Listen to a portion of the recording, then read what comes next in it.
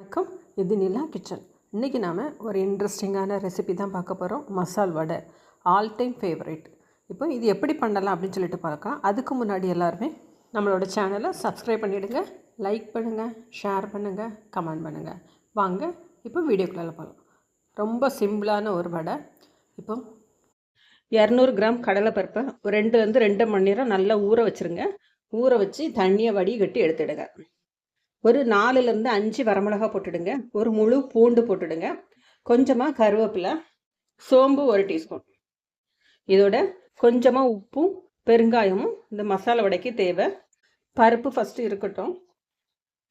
வரமிளகா, பூண்டு, சோம்பு, கருவேப்பிலை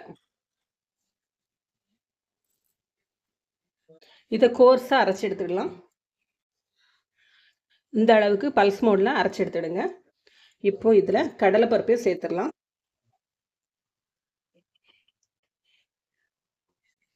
கொஞ்சம் கடலைப்பருப்பு மீதி வச்சுடுங்க. இதை மிக்சியில் பல்ஸ் மோடில் அரைச்சி எடுத்துடலாம். பருப்பை இதே போல் கோர்ஸாக அரைச்சி எடுத்துடுங்க. இதை பவுலுக்கு மாற்றிடலாம்.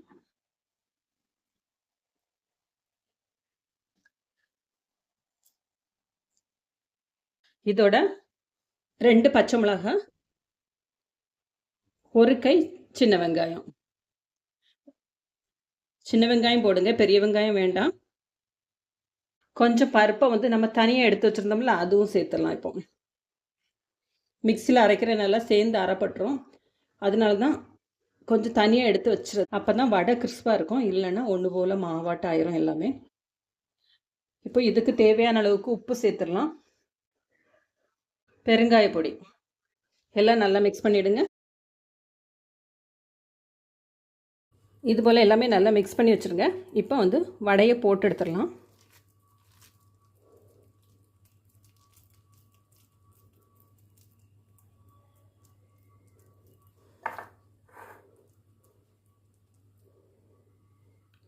இதை அப்படி ஃப்ரை பண்ணி எடுத்துருவோம்.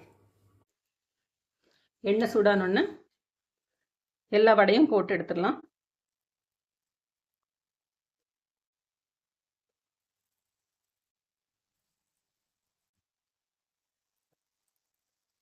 ஈவினிங் டீயோடு சாப்பிட்றதுக்கு அட்டகாசமாக இருக்கும்.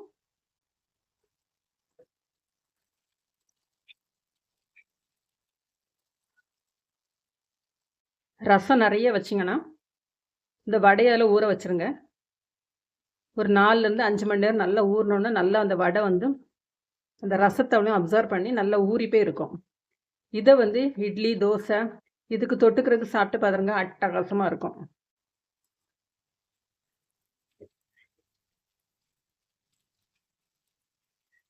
ஒரு பக்கம் வெந்த உடனே இன்னொரு பக்கம் மாற்றி போட்டுடலாம்.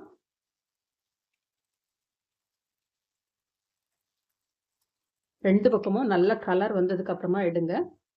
தீ நிதானமாக எரியட்டும்.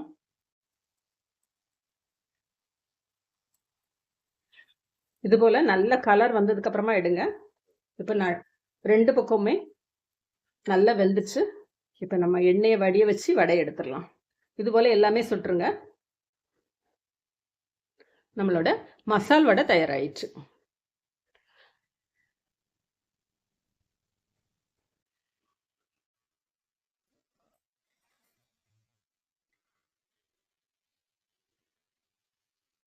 நல்ல மொறுன்னு கிறிஸ்பாக மசால் வடை தயாராகிடுச்சு. இதே போல் நீங்களும் செஞ்சு பார்த்துட்டு எப்படி இருக்குது அப்படின்னு சொல்லிட்டு ஃபீட்பேக் கொடுங்க. தேங்க்யூ.